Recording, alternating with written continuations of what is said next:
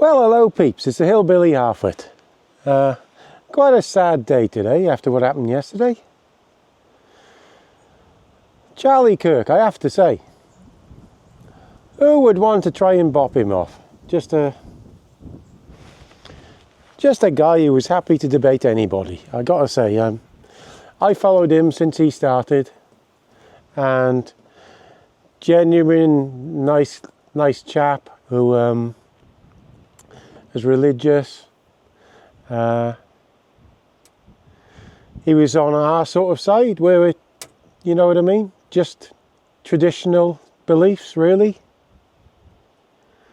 And went into the dragon's dens in these universities and just debated people who didn't agree with him.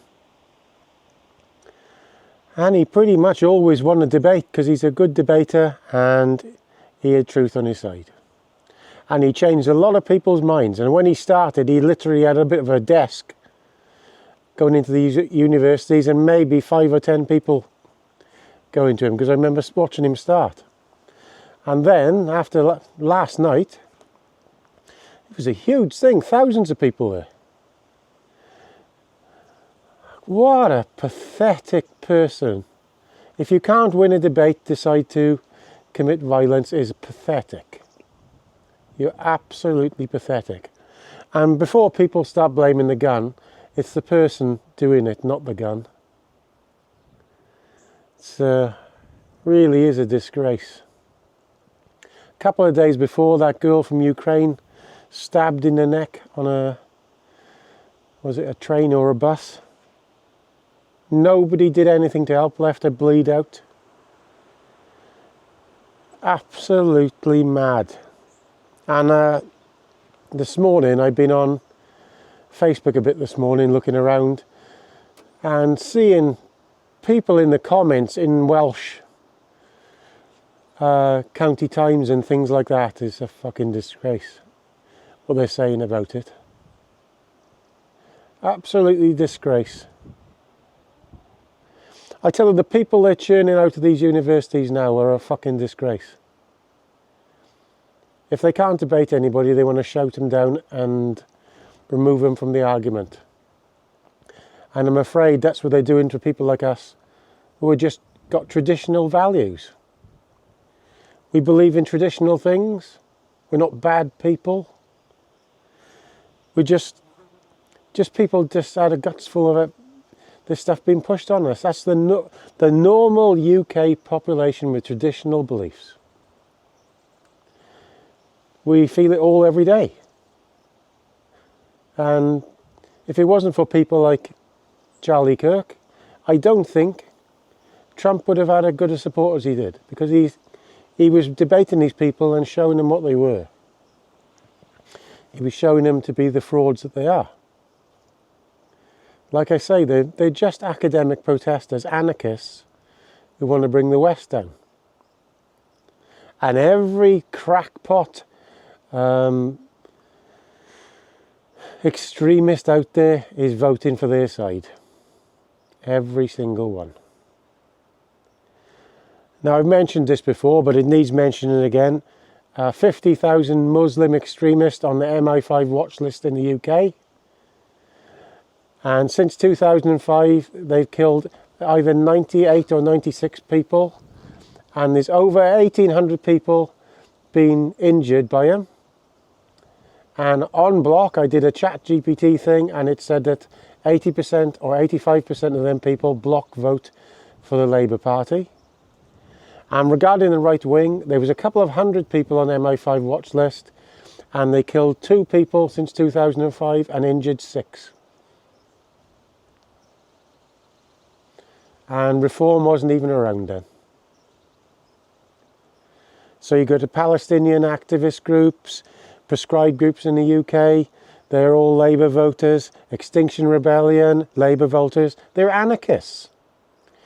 These people are anarchists. Conservative people don't vote for anarchists. Dale Vince is an anarchist. All the things he supports is an anarchist. The most dangerous people in the UK are left-wing people. And in the videos I've done this week, I've shown what they try to do is to frame an argument to make us out to be the bad people for just believing in traditional things. Then you've got Peter Mandelson.